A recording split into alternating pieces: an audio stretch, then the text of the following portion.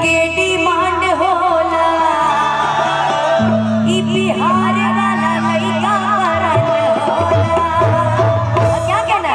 अरे देख ले ओ चाहिए हला करे लागे, देख ले ओ चाहिए हला करे लागे, यारवा चुप चुप चुप तू होते।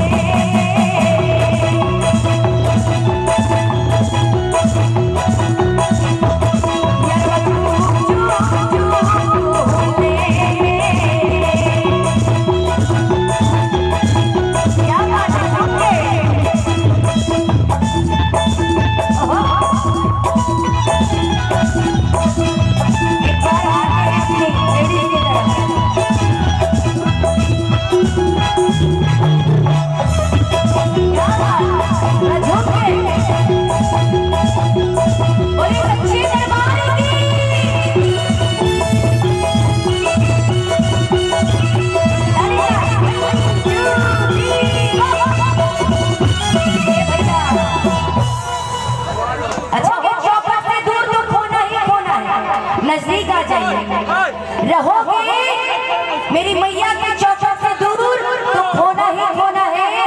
अरे वहाँ पीतल ही पीतल तो मेरी मैया के दरबार में सोना ही सोना है। अब जब खड़े हुए हैं तो एक बार दोनों हाथों को खड़ा कर लीजिए, इतना ऊपर उठाइए कि पत्ते में छेद हो जाए। हाँ हाँ, आपकी भी बारी आएगी, आप लोग बस थोड़ा तालियों का साथ देंगे। बोले सच्चे दरबार की, बोले शेर वाली मैया की।